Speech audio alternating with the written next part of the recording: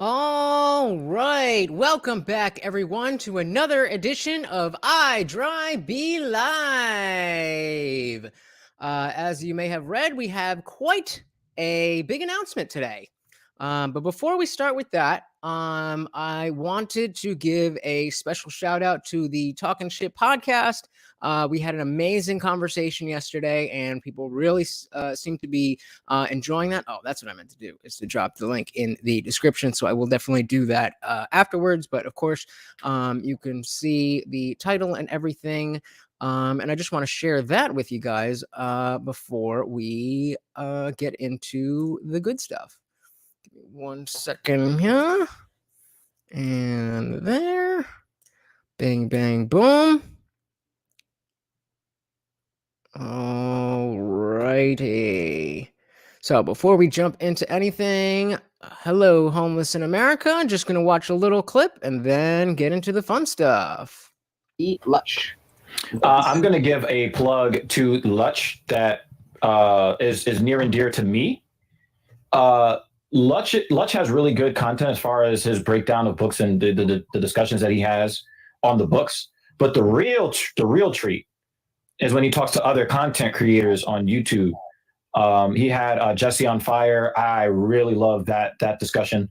And he had a discussion with these two guys, a podcast that I don't remember the name of, and I don't give a fuck, but I love the conversation that you guys had, especially on, how they chose their content, the process that they go through, the metamorphosis, the maturation of their show for it to be what it is today.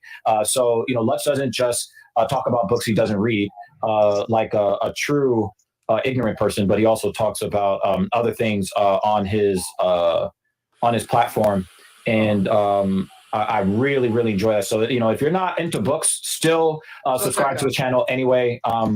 He's a really, really good interviewer as well. Whoa, we got Omega, especially if you're not into books. Wow! Thank you for finding us over here on TSP. I appreciate you. He is a loyal. He's a loyal follower from my video game streaming. Hey, Paul, talk to him. So I just want to plug Lutch. One more video of Lutch. He actually just released one today. I watched the whole entirety of it. It was really good. Definitely check that out when you get a chance. It was about a World War II, I believe, Lutch, if I'm speaking correctly. Yep. And his experiences as a native, being half native, and I forget the other ethnicity, but I mean, true to your whiteness. Yeah, exactly, bro. Exactly, bro. Ignorant as shit. But as for me or Captain Claw, I think we got a few videos. I already recorded a couple videos, so look forward to that on the channel. There's going to be probably about a video a day. Oh, yeah, I forgot about that. I watched this live. He was talking about dogs. I don't know shit about dogs. I don't want dogs in my house, but it was fucking fascinating. No. Tune in next week. I got another the podcast episode for next week is with a semi-famous dog trainer. Definitely really cool conversation. But then I want to thank you guys, Dr. Evil and Captain Paul, for having me on the platform, and Arud for coming and taking all our shit. We've all been in the hot seat. I was in the hot seat for the race discussion. So I was in the hot seat for the male self-defense discussion. Yeah. We're all gonna take our turn on the hot seat. All right, and so I just want to give a shout out and say a special thank you. That really meant a lot. I didn't know that either of them were going to say that. I was going to do a little bit of housekeeping, but let's not bury the lead. You're here for an announcement. Now, I've been telling you that the I Didn't Read Your Book podcast specifically was a single piece of the IDRYB community and a single piece of what this community was going to be. Now, that podcast is my baby. So that it's not going anywhere. Nothing's going to change about it. That's still going to be me talking to authors, all the good stuff you know and love. But somebody is joining the IDRYB community. And with that, we have here Captain Paul, who you may recognize from the video. Thank you for having me on the Talking Shit platform. How's it going, Captain Paul? Hey, it's going absolutely great, man. No problem having you on. You're always a good discussion to have. You bring forth a lot of good conversation, good points. So, and me and you can actually align on a lot of things and kind of agree. So, It's always a pleasure having you on the podcast, even sometimes when we don't agree. But yeah, it's exciting. Especially when we don't agree. Especially when we don't agree. But it's exciting to kind of be a part of this, man.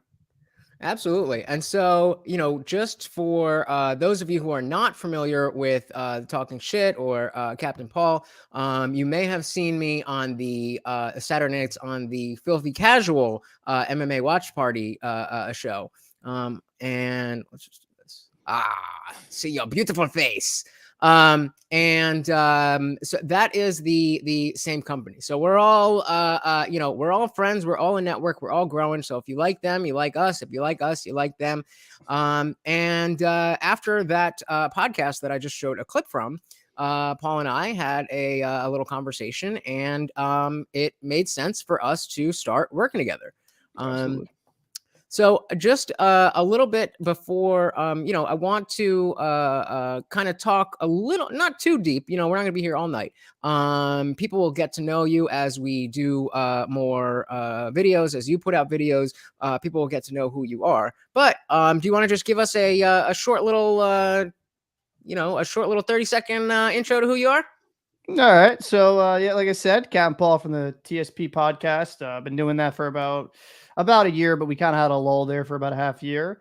What I do for a living, I work on tugboats. I work on the sea. I work about 2 weeks on, 2 weeks off. So I move like oil and gas barges up and down the Atlantic coast.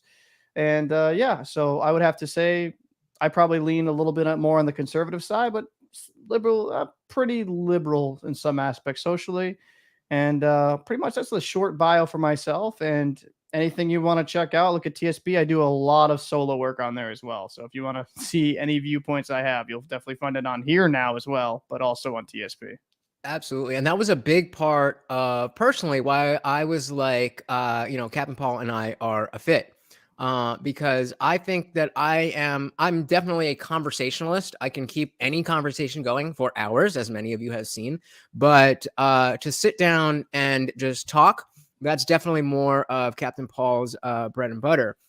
And so I'm really excited there's always stuff that I wish I was like, I wish I could make a video about that. I wish I could make a video about that, but that's not how my brain works. And I don't know how to attack those things as easily. So bringing you into the fold and having you join part of the team is right in line with what has always been the plan of making IDRYB more than just, I didn't read your book.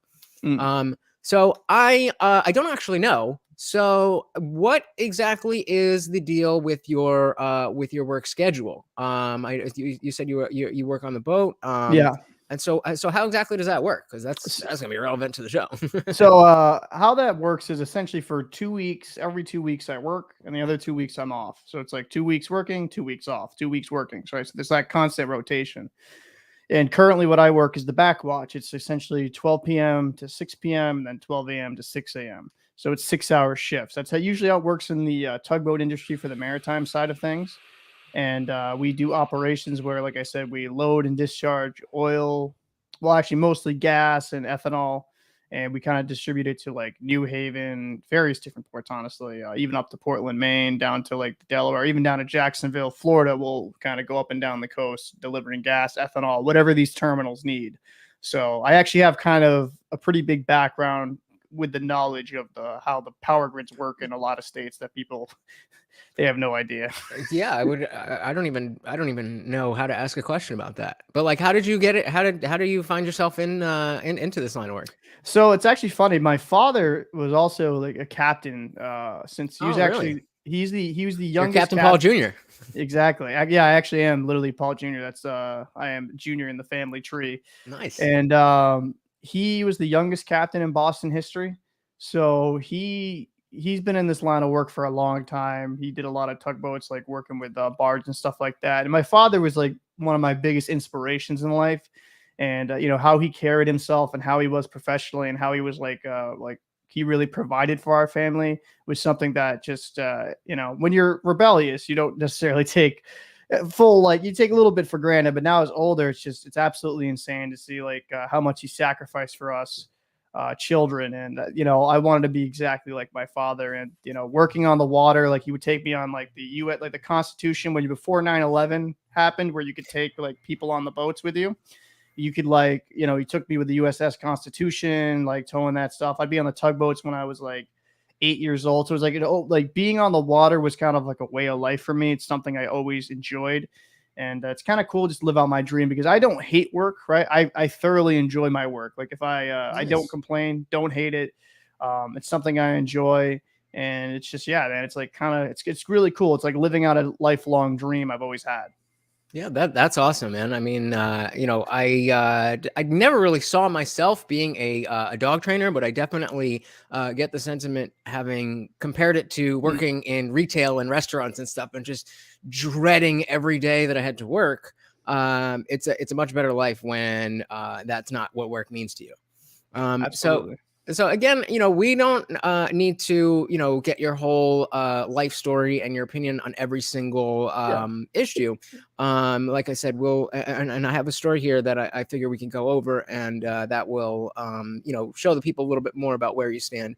But you said you fall a little bit more on the conservative side. Yes. What kinds of things do you are more important to you in the general political discourse that would have you fall on that side of the spectrum? I would have to say gun control, taxes, and I would say parental rights, especially as a right and now. education. In education, that's extremely important to me. That's one of the main reasons why I would definitely say I am more conservative than I am liberal. So like that, those worldviews shaped, like those things are vitally important to me. And what I think is like important to every American citizen. Like I think every American citizen should have a gun. They should arm themselves because, our country was founded off of tyranny. You know what I mean? Like rising against tyranny, I should say. So I think every American citizen should learn how to handle a rifle or a handgun or a shotgun. But yeah, that would have to say it kind of shapes my worldview. Those three main points would kind of make me conservative. Yeah, the gun thing is definitely something that is more recent for me, and I think I've talked about this. But I came from the liberal side. I was, very uninitiated. I tell the story about how there was this random Tuesday night in the fall when I was in college. I was smoking with my friends in his dorm room. I was walking back to my dorm room, and I went to Rider University. So there's certain demographics at that school, right. And there was a certain demographic of people on a part of campus. They weren't normally on that part, and they were celebrating. And then I looked, and it was all over. And I'm like, what the hell is going on? That was the night Obama was first elected. So that tells you where I was in back then, in 2008. And I stayed relatively uninitiated, and then I got caught up in the liberal media storm for the 2016 elections, and regrettably, I was brainwashed into voting. My most shameful thing probably that I've ever done, and that might be for real. That might be for real. I was brainwashed into voting for Hillary Clinton. And that is how I decided that I never, ever, ever will. Disgusting. That is how I decided I will never, ever, ever cast a vote against anyone ever again. That's why I did not vote for Trump in 2020. I would not vote for Trump in 2024. But I sure would like to see him back. It sounds like you've been conservative for longer than me. Yeah, I would have to say it's like, I think, and this is honestly what I feel like, the more educated you become, or I would say the more successful you become in life, the more conservative you become. Just because a lot of the things that the conservative policies gonna deal with are stuff that, would affect me personally. Right.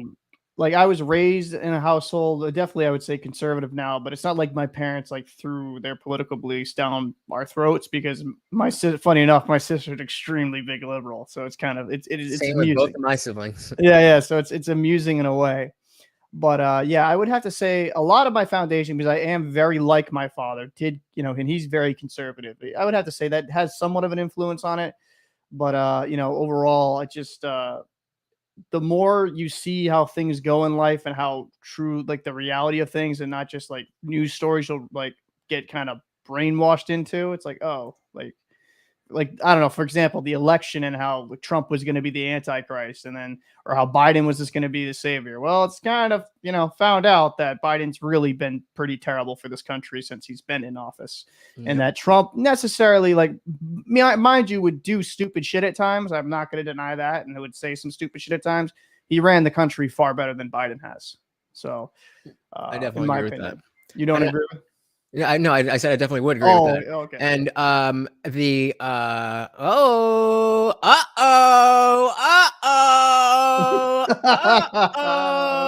that's Dr. Evil Genius, who we just saw in that video earlier. Thank you for showing up, Dr. Evil Genius. I started the show off with a special thank you to the both of you for shouting me out on the last TSP. I really appreciate what you guys said. But yes, indeed, we have a slut here, but that's okay because we no like slut sluts. shaming. No slut shaming here. We like sluts.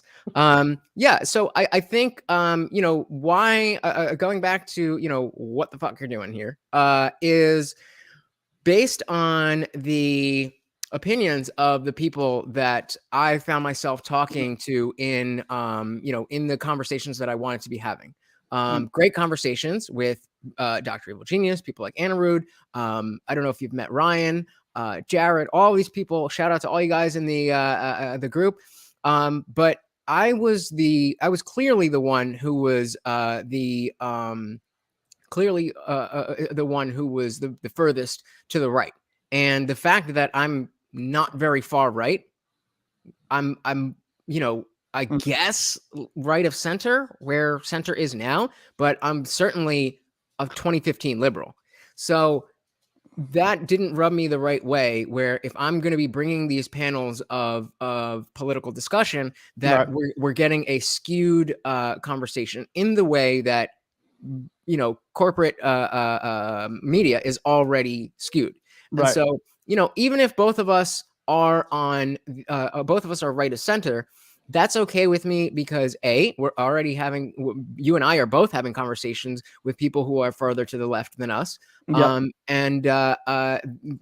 there's plenty of people out there doing that. So, I think a good example is, let's dive into this story. We, as we are making changes, so is CNN. I don't know if you've heard, but they have a new streaming platform. Yeah, I've heard about this disaster. So I probably should have brought up an earlier article, but before this one. But so they started, and it was I think $6 a month for a lifetime subscription. Which what? Yeah. But then nobody was signing up, so they slashed it to $2.99 for a month for life. And that's great. Yeah. So really quick, just to run through the exact numbers. Obviously CNN Plus struggles to lure viewers in its early days, drawing fewer than 10,000 daily users. Now, I tried to look up numbers on some other shows. Like I tried to look up the Crowder Mug Club numbers. I heard about this on Tim's own show, and he was Tim Pool's own show, and he was saying that Timcast has about 1 million paying subscribers. And this is talking about daily users. So those are two different metrics. It's important to understand that. But, without being able to find the exact numbers, this ain't good. No, it's not good at all. Even if you just read, like, I just pulled up an article myself, there's multiple saying that's fewer than 10,000 viewers a day. That's atrocious. Like a couple of our shows together, Lutch, would be more than CNN viewership, and that's hysterical. That's not good. So really quick, let's just run through the article here. We may not even get through the whole thing. We'll just get the meat and potatoes and then have a little chat about it. So here we say that fewer than 10,000 people are using CNN Plus on a daily basis 2 weeks into its existence, which again is, it takes time for I would imagine it would take time for the demographic of people who watch CNN to maybe want to migrate to a new platform. But still. Yeah. 2 weeks into existence, according to people familiar. Oh, again, CNBC with great sourcing here.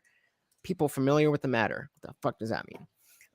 People spoke to CNBC and condition. And then I don't really care what you have to say. Great. So it says it here. So it's launched on March 29th.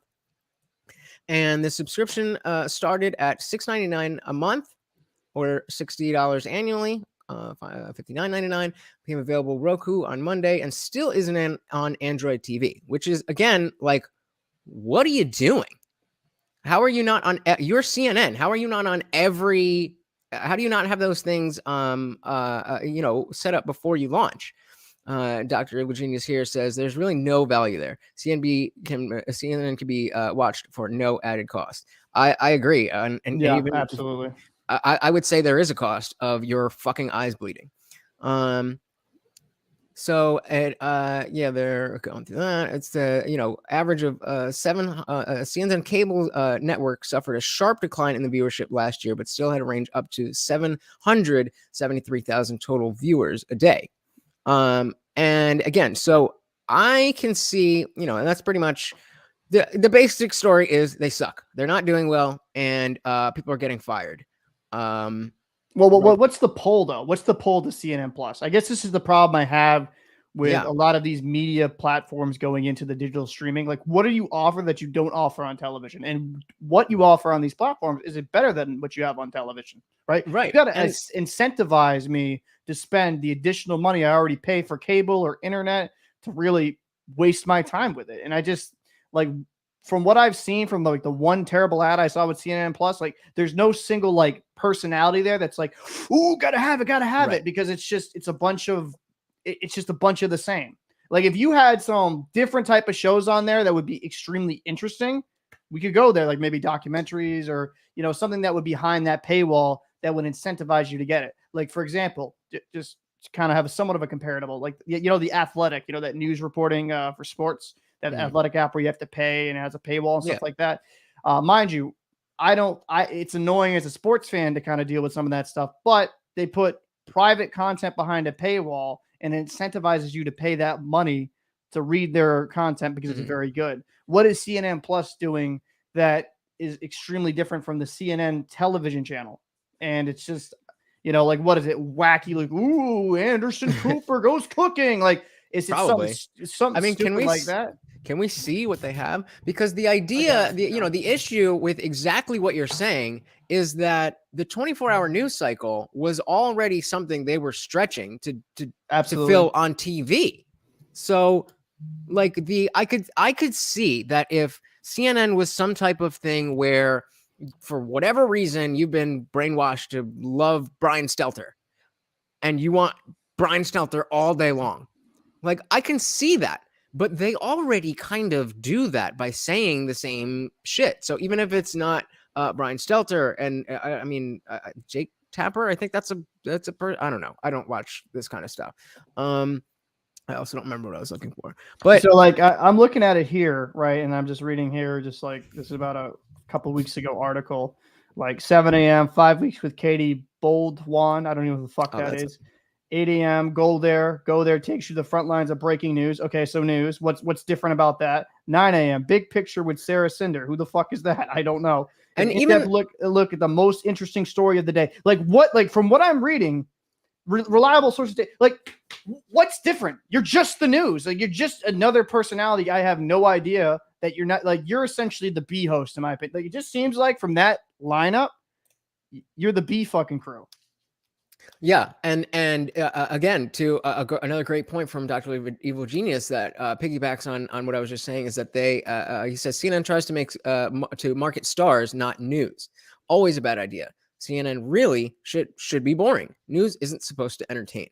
Well, to be fair, not to cut you off, to be fair to you, like, as a conservative, though, I can acknowledge Fox News did start this, right? Where they big personalities, big talk show, like, Bill O'Reilly, stuff like that. They're the ones who kind of initiated this. So I'm a conservative, but I can also fully admit that there's some culpability on both sides here, where the news is no longer about sharing important information and doing correct reporting, because that's the biggest problem I have with CNN and like MSNBC and even Fox News to an extent. They don't sit there, digest, get all of the information. It's just like, oh, what's the catchiest headline so I can make people follow my narrative. And that's, not to cut you off, continue what you're going to say. No, that's a great point. So, and again, being caught up in that super anti-Orange Man bad, that first wave, it was kind of embedded in me that like, oh yeah, you watch MSNBC for the real news, you watch CNN for international news, and then Fox News is just for conservatives to hear what they want. Right. And I don't have a frame of reference for like in 2015 how true that really was, because that is just what I was being told. But that's most people, honestly. So what I mean, where you say Fox News started it? When would you really say that happened? I don't have the literature right in front of me of the law. There was a case that they won because there was something that happened with Fox News, and I apologize, I don't have it right in front of me. But there was a case that they won that what they put, like, they're an entertainment company, so it's not a news company, and that's what all of them have done. They switched it from being a news organization to entertainment, so they can get away with kind of fabricating that. Like, to me, in a lot of ways, journalism is dead. Like, if you actually want to know what's truly going on in the country, watch C-SPAN. But I'll fully admit, C-SPAN is boring as shit. Well, exactly. But so that's I would disagree that journalism is dead. And going back to what Dr. Evil Genius said, it's supposed to be boring, and there are people out there doing boring but important stuff, and I watch a lot of it. And mainstream media is what I'm saying, but like, there's the Tim Pools, there's good people out there that do. Yeah, to be fair. So that's a good segue. Who are the sources, whether it's pundits or news outlets? Where do you mainly get your news? Do you have like a number one person? Do you have like a wide array? See, I have a wide array. It really does depend on like whoever. Like I'm subscribed to both liberal and conservative platforms, because let's just be honest, you're gonna get slants either way. We're biased human beings, so I like to read both. Like I will, and I fully admit, I'll watch CNN, I'll watch ABC, I'll watch MSNBC, I'll watch Fox News. I'll see the Tim Pool. Like Tim Pool, I would say right now is one of my favorites, because I feel like there's not a lot of bullshit with Tim Pool. And I would say, yeah, he's one of my favorites. But like, Dave Rubin's not bad. On the left side on YouTube, or like kind of independent journalism, I'll say I don't have as many lefties, because it's hard to find more rational people on the left wing side on like websites like this on YouTube or Twitch. So, but yeah, like guys, like I would say independent journalists, I would lean towards would be Tim Pool. That would be my number one guy. Same. And then, he's my true north. And that doesn't, when I tried to have, I think it was the very first IDRYB live. It was me, Anna Rude, and one of our friends, an older conservative, Blaine, who was on, and the three, I came in because I'm the I didn't read your book guy. I don't read stuff. I listen to stuff. And so the topic was, what is a good source?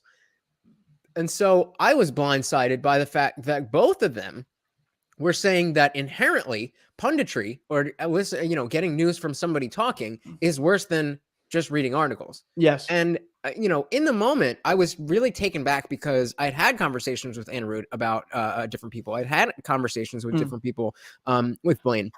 And,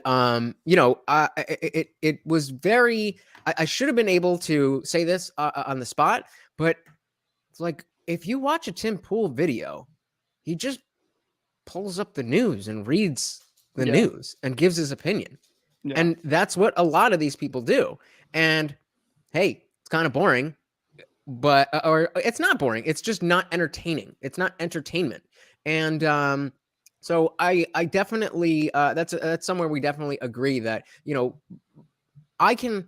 if somebody writes an article, I can't hear the tone in their voice, I can't see the look in their eye, I can't judge their body language. If somebody is reading that same article and then giving their opinion on that article, regardless of what the article says, if they say something that I can resonate with, and then over time they start saying things that actually literally predict the future, and they say, hey, this is happening, it looks like that's going to lead to X, and then X happens, Yeah. a bunch of times, then how can I not be like, okay, this is somebody that I think That's I pretty can good. trust. Yeah, it's pretty good, trustworthy, and also pretty good at reading the room. Yeah, Like pretty good. Yeah. the left, the further left voices that that I like. I should have done it a long time ago because Tim is always talking about it, and people around Tim, people like Michael Malice and Dave Smith, are always talking about. Actually, real quick, Dave Smith is quickly becoming my number one, just because he's so on point, and I think my politics, him being somebody who's making real headway in the Libertarian Party, Yeah. and changing that so that I don't feel like I have to say I'm a small L libertarian. He's making the party so that I could comfortably find that as my home. I've called myself politically homeless ever since I realized, oh, I had TDS. Yeah. Jimmy Dore, he's a great guy on the left who is anti-establishment. Yeah. And Jimmy Dore's not bad. Yeah. and at this stage in the game, and again, this is a kind of a tired comment, but it's always worth repeating, that the left-right distinction has really become a bit antiquated, and it's more about liberty versus authoritarianism. And yeah, I agree with that. I wish there was an easier way to talk about, to characterize the other side, because I know that authoritarian is a strong word, and I wish it wasn't accurate. But it's like I said, it's like you said, it is. It's absolutely accurate. Like, look what they want to do on the left. See, like the problem when you say you're more of a 2015 liberal, I'd probably give you that, except guns, because liberals have always been wanting to take away guns. Right. I hated guns in 2015. I was like, guns are why would anybody need a gun? And then when I did my I didn't read your book podcast with that same guy Ryan, who was in the group chat for the IDRYB, it's my own fucking channel, IDRYB Live. We were talking about his book which was about atheism, and he just threw out the question, why does anyone ever need an AR-15? And I was just like, because they're more accurate than handguns. Yeah. And he's like, oh, well, and then we again, that was that platform. So it was about his book. So we really didn't get into it, but it's like, yeah, that's a thing that you say when you don't know what you're talking about. And I know, because I was that guy, and I still very much don't know anything about guns, but I've learned how important it is for me to do so. Well, and not to go completely off topic, but I just want to I'll segue just one little offshoot of that is that your platform now too, buddy. Absolutely. I'll say this, man, is that with the AR-15, like I'll hear some people say, oh, that's a military rifle. And I'm like you give them an AR-15 and they don't realize it's like a 22 caliber. That's a killing machine. I'm like, no, that's just a 22 caliber. The only thing that makes an AR-15 different, right, from, let's just say, a conventional hunting rifle is the ability to put furniture on your gun, like sights, excuse me, grips and stuff like that. That's the only difference. You know what I mean? Like 5.56, 7.62, 308, like whatever configuration you want to have of any gun like that can have furniture on it. It just looks scary. And that's what the left likes to do, is they like to make it like, ooh, big and scary. Like the whole bump stock thing for me, right? Whatever, they banned it, right? But I can take a tourniquet with my shoulder and I can just hand make one in like 5 minutes, and I can make a bump stock. Like, people don't understand how fucking simple that type of stuff is too. But like, getting back kind of into the original conversation, like with the whole left-wing thing and the whole versus right-wing thing, is like left-wing has become authoritarian because they want to control every aspect of your life, and they want to control what you say. Right? Like me having a difference of opinion, like me and you, like, and what we did yesterday on the podcast, which was dope. It's like, we might not agree with Anna Rude, or me and you might agree like with each other, but we were able to have that conversation with civil discourse. We were never super disrespectful with one another. We let one another have their peace, but we also kept one another to the fire if we felt like they were circling on some bullshit. So like, my thing is like, that's the important thing. But like the left, like, you can just even say it up in like Canada, because I have buddies of mine that live in Canada. It's like, bro, you can't say certain things up in Canada that are like anti-trans or anti-gay or anti-LGBT, and like, or appear to be, I should say. Whereas like I feel like that's where we're getting now, where we're no longer able to have an open and honest conversation. Like the conversation we had yesterday in some leftist circles would be considered transphobic. Oh yeah. Whereas we're just trying to be like, okay, like I just want to have the right to educate my own kid with sex education. And like I don't want some like kind of wackadoodle like in third grade teaching my kid about all these, 50 million genders and like confusing them. And it's just the right. It's kind of funny. How dare you? It's just funny because the right is become more about like, smaller government. Now, is there faults in both parties with Republicans and Democrats? Absolutely. I wouldn't even necessarily call myself a Republican. I actually more identify with as a libertarian. But I would definitely vote for the only Democrat I would most likely vote for would be Tulsi Gabbard. I said, yep. And I don't agree with a lot of like some of her stuff, especially your foreign policy, but she's the one that makes the most sense. Well, and that's sorry to cut you off, but Go ahead. Yeah. So that's a perfect example of, to bring it back to like Trump and that brand of conservatism, if you want to call it that. Mm-hmm. I don't necessarily have too big of a problem with how how Trump ran the country policy wise. I think there was definitely mistakes made. I think cabinet wise there was big mistakes made. And personally, there's a lot of things. I just don't think he's a very good person. Like I don't think we would be friends. Yeah. But I didn't like Obama. I didn't like Clinton. I didn't like Bush. And again, I wasn't paying that close attention. But even I was like, I've always been a counterculture guy. I grew up listening to punk and skateboarding and shit. Yeah. And so not even necessarily paying attention. It was just a natural thing that like, oh, you don't make it to the White House without being a fucking asshole. Yeah. Well, like, because to get to the White House and to want to be president, you want power. Right. Like that's absolute. Like you want power. The one thing that got annoying for me as someone that leans on the conservative side, or just to say it's just conservative, is that with Donald Trump, mind you, did I like would me and him get together and hang out? No, we have we have a very different moral compass. I don't think he's inherently a great person, but I think he ran the country well. What got annoying for me, right, is they made these false narratives, right, in media, like, oh, the kids in cages. I'm like, that happened under Obama. What? Like, why are we like making these massive false narratives? Like, why is having strong borders where Democrats, like what, in just less than a decade before that, were all about strengthening our borders? It's because they're just caring about a narrative and being the complete opposite of a Trump guy, just so they can kind of pander to their voters. And like, in my opinion, they're more prone, right, to do illegal things, the Democratic Party, to obtain their way than to do things by the book.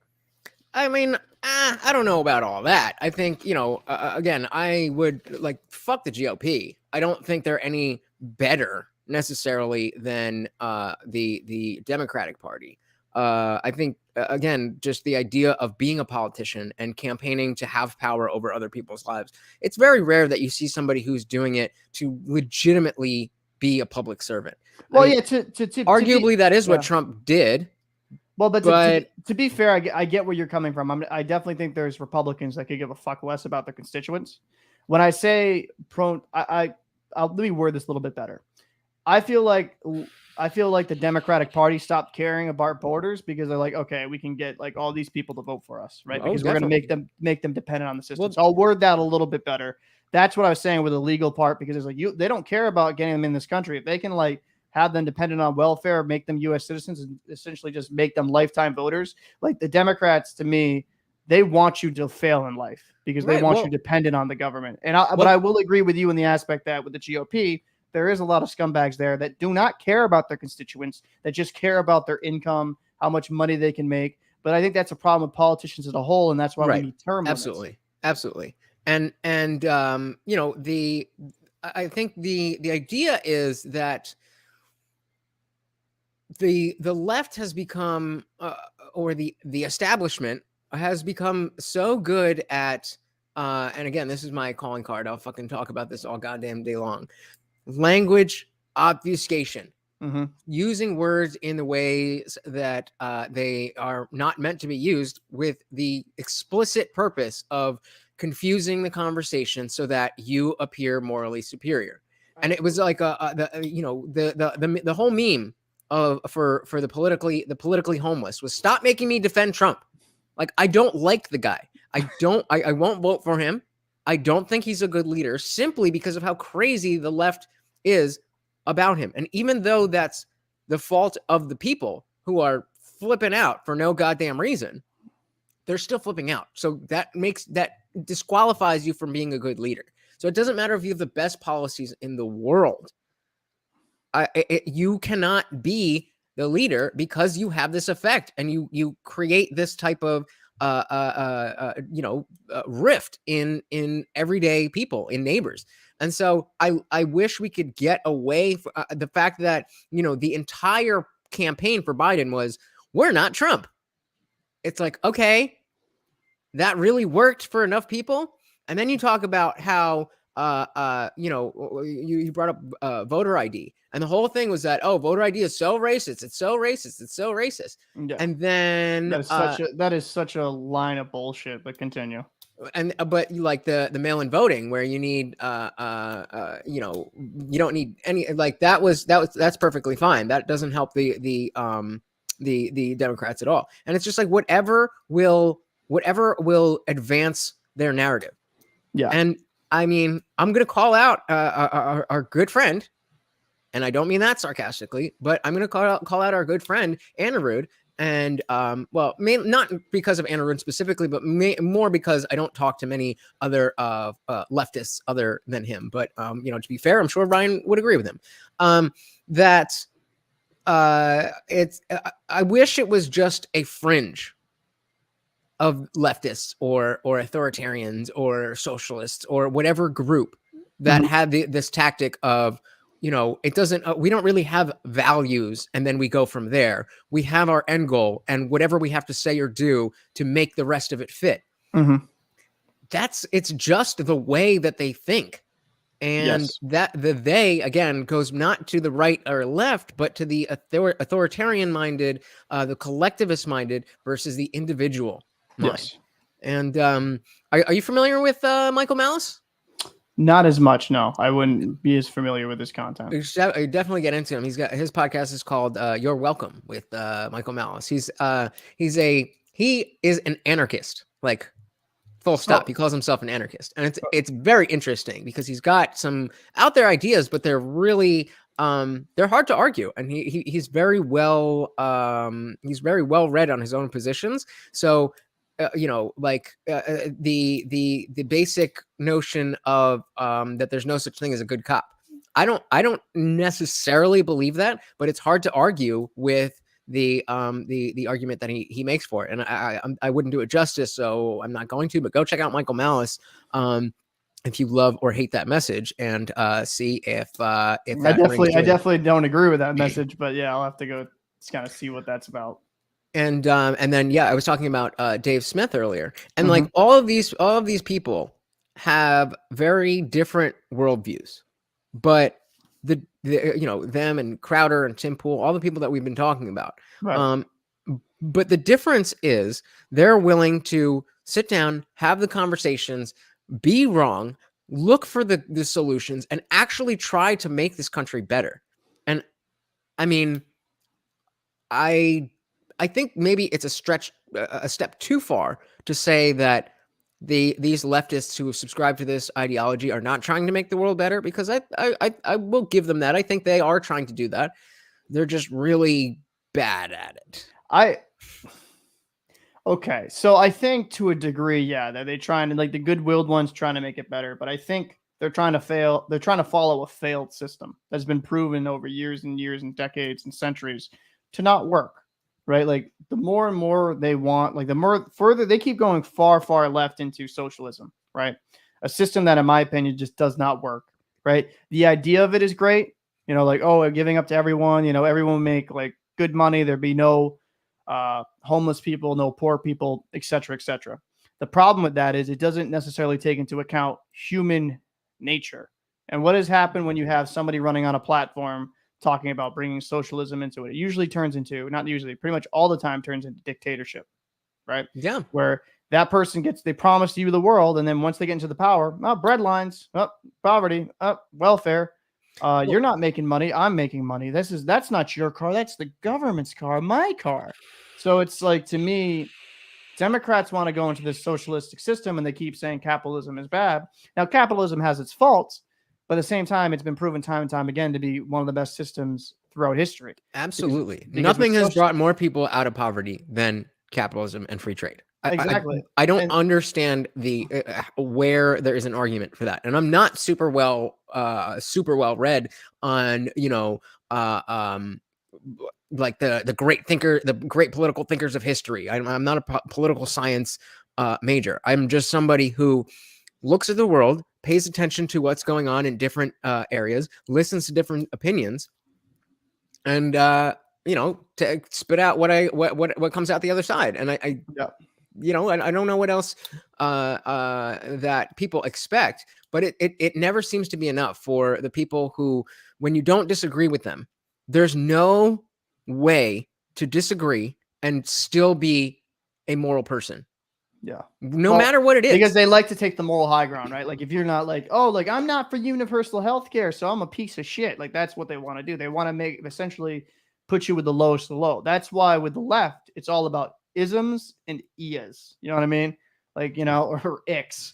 They always want to make you or phobias. Terrible person, some evil human being. They want to make you into this like caricature that it's so easy to hate, right? That's why you see with a lot of leftists, especially ones that just get completely down that rabbit hole, they can't even have a rational conversation. Like, you'll see like events like a Ben Shapiro, like Young Americans, Young Conservative Organization, that I forget, UAF, YAF, excuse me, and you'll see them like.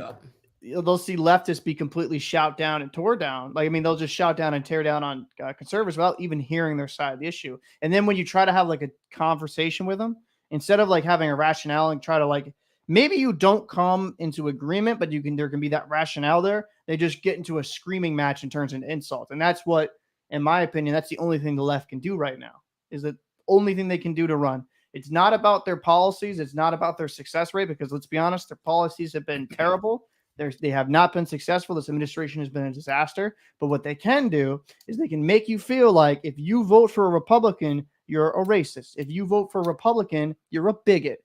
That's how they frame it. That's the only way they can be successful. And I'll be honest with you. The only reason they won that election was because how Trump handled towards the end of the administration. If you had someone in there that was competent as a conservative, it would have been a landslide win. I don't know. I mean, 16%. I think the number is 16. 16% of people said they would change their vote if they had known about the New York Post Hunter Biden laptop story. No, but I'm saying at that time, right? Let's just throw out like, I get what you're saying. People would definitely flip their vote. Trump would have won. But I'm saying, like, at that time with what was happening, if you had a different conservative, let's just say Trump said, I'm done after 4 years, and you had a different conservative running. Oh, yeah. I think they would have had a far better chance. Because like, I just think like Biden, what bothered me is people didn't research Biden. Like, he, even in college days, was caught for plagiarism. Back in his days when he was running for government locally, was caught for being a lying piece of shit. So what was Biden ever good at? And let's be honest, even Obama was, when he was Obama's VP, he was like, Biden, don't fuck this up. Yeah, that's the thing, is like Biden, or maybe he was talking about the presidency, but either way. Yeah, but Biden was just there. He was just there in that administration, and he used it in a whole different conversation. He used it to make his family some money, but yeah, I mean, and now, to be fair, that is descriptive of very many people on both sides of the aisle in Washington. Absolutely. But that should be fixed. I'm sorry, that's got to be fixed. Like, there's no way that these politicians should be going in there making $60,000-$80,000 per year, leaving as millionaires. Like, I think it's disgusting. I think that you're using, like, them being able to trade on the stock market and make trades when they have insider information should be illegal. And like, that shouldn't be allowed. And it was, I mean, yeah, there was just the most recent, the biggest thing recently was the Nancy Pelosi stock tracker. And like, she's still doing it. She bought a bunch of Tesla stock, like right before Elon announced that, or no, it was some electric vehicle thing. And right before, she bought a bunch of Tesla stock. Yep. And it's like, why are you even allowed to do that? I don't get it. I don't get it. No, you should be like, when sports players can't bet, mind you, sports players, not government officials, can't bet on their own sport. Politicians shouldn't be able to essentially bet on their own government policies to a success rate. It's laughable. It's laughable. So I've got an interesting question that I do not know the answer to. All right. Who do you think, Biden or otherwise, would be their best option to run as of right now? Obviously, 2024 is a couple years away, but midterms are coming up, and that's the conversation. I mean, do you run Biden again? Do you go for Kamala? Do you is going outside Biden or Kamala inherently saying, "Oh, we fucked up"? To be fair, I don't know. It's one of those things that, like, if you run with Biden, but to me, Biden's mentally fading, right? So I don't think people are gonna vote for Biden another 4 years. I think if you did, you're an idiot. Kamala just comes off more unlikable the day after day after day. Like, she can't handle the minimal duties. Russia's a big country, and Ukraine's a little country. Yeah, it's just. Really? She just becomes more unlikable by the day, and she has been proven that she can't handle the minimal tasks she's given as vice president. Just imagine her as a president. That'd be a catastrophe. You don't even need to do anything as vice president. Just literally disappear for 4 years and be like, "Oh yeah, I guess she wasn't bad." That's what Biden did. If the left was smart, they would get someone that's, I would say, in the best of terms, untouched by all this, corruption. Like, you'd probably get someone like, just throwing it out there, she wouldn't do it, but maybe like Tulsi Gabbard, right? Like somebody that is outside the system that you can kind of cater to the main voter, because a lot of people in this country, left and right, are sick of the establishment. Yep. Right. So if you get someone, then there's a little bit actually anti-establishment, which is funny because that's what people thought the liberals used to be, was anti-establishment. They did used to be, or at least they appear at least liberal voters. Yeah, liberal voter. They appeared to be anti-establishment, right? But it's just like, to me, like, you get somebody like that, maybe that will incentivize your voter base. But like, to me, as you see with some of the polls, which polls we both know isn't always concrete, because those can be, depending on how many numbers are actually polled, could be very skewed. But it does seem like we're looking at a big red wave here, and it does look like hopefully some common sense will be coming with that. Because I don't know, I don't think any Democrat's gonna do well. Any mainstream Democrats are going to do well in this next presidential election, unless something magical happens to bring up Biden's ratings. Yeah, I completely agree. And I'm not cheering for that because I'm a Republican and I want Republican policies and all that. I'm cheering for that specifically because I don't want what the left is pushing. And I'm not that was my reasoning for voting for Hillary. So I'm not voting in these midterms unless somebody, like, I pay attention to this stuff. Yes, I could pay better attention to like my local politics, like my township and New Jersey state politics. Definitely I could. But like, I almost feel that it's your job as a politician to get me on board. Not almost, it is.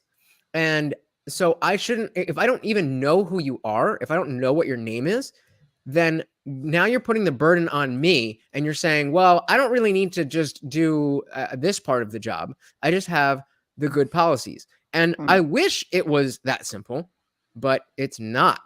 So it's not. Make me want to vote for you.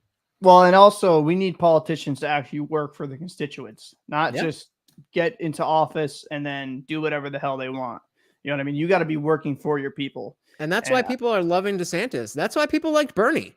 I mean, well, actually, you know what? That's another thing. I'd be fair. Bernie wouldn't run now. I don't agree with any of his policies, but the one thing I'll give Bernie is I actually think out of it as a human being, he was a decent guy, right? I was a Bernie bro until he was until that's the only reason I voted for Hillary is because he threw his support behind her and he dropped out. And I was like, all right, what the fuck do I do now? They cucked Bernie, but yeah, but like, do you know how bad I wanted to see the Bernie Trump debate?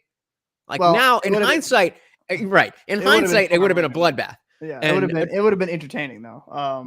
No, like I think Bernie's policies in a lot of ways are lunacy, but I think as a person, he had best intentions for his people. And here's the other. Go ahead. Good. Well, and the other thing about that is, my dad's a big Trump supporter. He was early on a Trump supporter. I think early on he liked Rubio and Ted Cruz. And this was, when I was still Bernie bro, and I was like, oh, of course he would. And he's been a lifelong Republican, or I mean, I don't know, as long as he's been in this country, 30 something years. I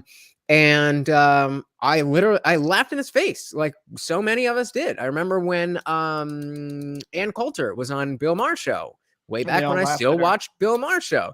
And they straight up asked her, who do you think is going to be president? Donald Trump. And everybody, including the panel, laughed at her. And we were all there and we laughed at it. And it happened. And, we're just in times, they are a changing. Yep. Definitely different. We live in a different political atmosphere where, I'm not going to say like an underdog. Well, he was an underdog, but I'm not going to say someone out of completely nowhere because he had a lot of money backing him from his own campaign. But, it's just, it's going to be very interesting to see what the left does. I don't think they can do anything to really change the outcome of this next election, just unless, like I said, unless this country does a complete 180. But we have a recession coming soon. We do. It's not looking good, and it's not looking good. And you're going to see gas prices come even higher. Buy Bitcoin, not financial advice. Yep. So it's not going to be looking good here. So you're going to see a lot of more angry people, a lot more people upset. So yeah, definitely. And then they're going to try, CNN is going to try to fucking twist it into something else, and nobody's going to be watching on their platform. No. I'm curious if you have an opinion on why you, because I would assume that between the tops of whoever is pulling the strings at CNN and whoever's pulling the strings on like on Twitter, you'd think because Trump gave them such a boost that even though they are perpetuating this message to their viewers that Orange Man bad, that they themselves would want to hedge their bet in some way for that Trump? They don't end that they don't end up in this position. I mean, are they like CNN was already doing trash before Trump, Twitter was already going down the drain before Trump. And I think to take it right out of Tim Pool's mouth, they're nuking their own client base. Well, so when Trump was in office, they had the some of their highest ratings ever, right? I think they got so stuck into that like virtue signaling, we can't even mention Trump type thing. He's the boogeyman. And you even had some investigative journalism go in there and kind of, what's that kid's name? O'Keefe. James O'Keefe. Project Veritas. And Project Veritas has some the COVID numbers, they're doing gangbusters. So they had some stuff that like Project Veritas, to be fair, I look at that with a little bit side eye at times. Really? There's history with him that he doctored some footage. So like I like what he does, but at the like if you look into I'd have to find you the article, but way back in the day, he actually purposely doctors something to make it look way worse than it does. I like what he does. I like that he releases longer clips now. Like some of the Project Veritas stuff I think is important, but I just wish it was coming from a different person so I can know so I could seem a little bit more trustworthy. Like I said, I'm a conservative, but I look at media and just people in general with a very side eye. I'm like, okay, like, are you doing this? Is this true? Or is this just, no, you definitely got to find that for me. I had no idea about that. I've been looking at James O'Keefe as a fucking champion. If for no other reason, then he's doing things like taking, I wish I knew New York. He took the New York Times to court and won.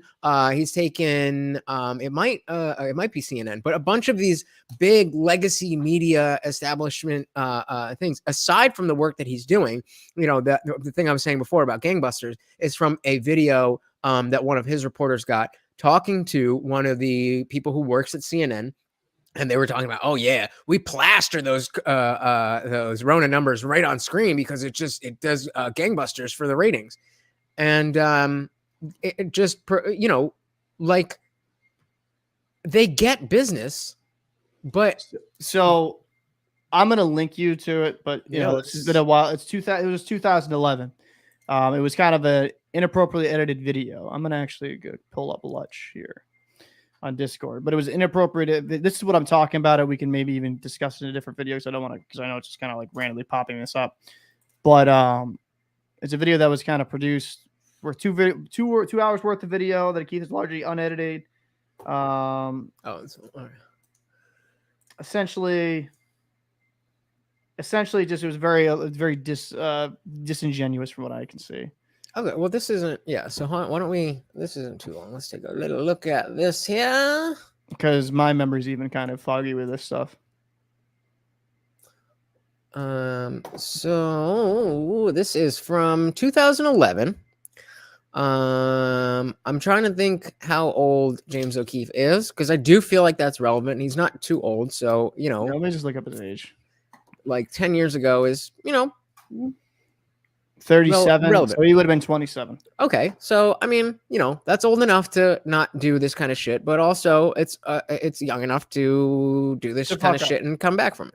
Yeah. So update from Sunday Post about questions have been raised regarding conservative political activist James O'Keefe editing secretly video. Blah blah blah. So NPR's David Folkenflik, that's a cool name, has done more reporting on the differences between the 11.5 minute video that O'Keefe's Project Veritas produced than the 2 hours worth of video that O'Keefe says is largely unedited, is the largely unedited account of a launch that Schiller and another NPR fundraising executive had to do with two men posing as representatives of a Muslim group that wanted to donate $5 million to NPR. So they have the whole thing here.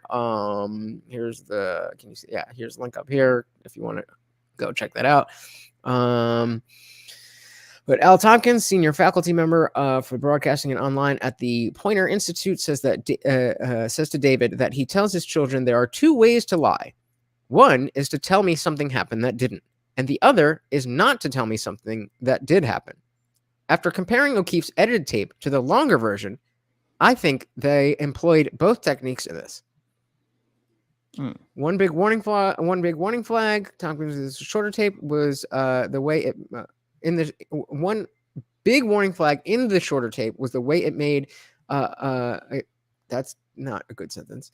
It made it appear that Schiller had Latin comment. Really? That's what they said after being told that the fake Muslim group advocates for Sharia law. That seems. I have to. I'm gonna have to go further into this. But the work that he's done lately absolutely has been unparalleled in its importance. Well, yeah. Do you mind if I just, because I'll say my point. I think what O'Keefe does right now is important, and I don't try to look at it in a side eye like it's all fabricated, because I don't believe that. Like some of the stuff that came out with the vaccines, like talking to Pfizer people, like doctors in there, researchers, like, natural immunity is the best, and that's the best way of doing things. If you remember that video, I don't know how much of you watch of his stuff, but I think having that type of investigative journalism is imperative to our democracy, because it's able to kind of out these scumbags that are using, I would say, the government to make millions upon millions of dollars and mislead people. So yeah, like I definitely think O'Keefe is imperative to journalism. It's just, I think the reason why I'll always kind of look at things like with O'Keefe, and I'll look further into it when he releases, and he does now, to his credit, when he releases undoctored, completely unedited footage, and I can get the whole context of the conversation, I like that more. Now, is the everyday person going to do that? Absolutely not. They want something in 5-10 minutes, bits, make it digestible, and then they can go on with their lives. Where me, it's like, you can do the 5-10 minutes, but just, release the 2-hour long footage as well. So I can kind of, see exactly how that conversation and maybe that laugh or maybe that comment wasn't taken out of context. That's all I'm saying. Like, and that's not just on Keith. I see a lot of liberal hit pieces where they'll take someone from a conservative side completely out of context and like edit it. And it's like, dude, release the full footage. And then when it gets out, it's like, oh, that wasn't as bad as we thought it was. So yeah. And that's even why, coming from NPR, like even in 2011, when I feel like they were, again, not super initiated in 2011, but from what I know, they were very trustworthy. NPR was very trustworthy at that point, and not so much anymore. Yeah. But my natural instinct is to defend O'Keefe because of A, what I know he's done now, and B, what I know that organizations like NPR have done and have against what kind of work he's doing. Fair enough. Yep. Absolutely. And I think, like I said, what he's doing now is very important for our democracy. Couldn't agree more. So, I don't want to go on too long. We've been going for a little over an hour, but this was a little introduction to Captain Paul, who is now part of the IDRYB community. You'll be seeing more conversations between the two of us. I'm sure he's going to have plenty of solo videos to throw up on the channel. I don't really know what we're going to do yet, but it's going to be awesome. Definitely.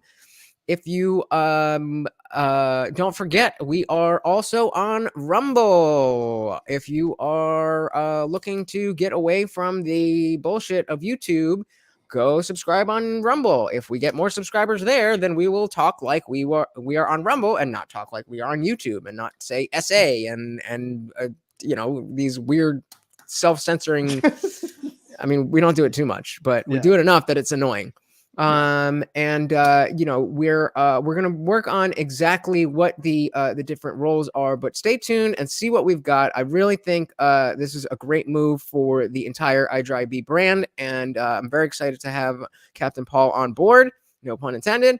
I look out for more. Captain Paul, what you got? The floor is yours. Well, thanks again, Lutch, for bringing me into the fold. I'm actually excited. It's going to be a lot of fun making content. And, I'm actually already kind of in the process of editing something for the channel. Wink, wink, nudge, nudge. So definitely excited. If you want more Captain Paul, I'm going to be on this channel, also on the Talking Shit podcast. Lutch can put the link down below in that. And, I'm really looking forward to having a good conversation with the community. So, people, if you like Lutch, I'm hoping, you can enjoy the content that I bring, and I'm looking forward to hearing from you. So that's all I got. Beautiful. All right, guys. Well, this has been our shortest and most concise version of IDRYB Live. So if you're not down for 4-hour videos, hopefully one is short enough for you to absorb. If not, at least all at once in pieces.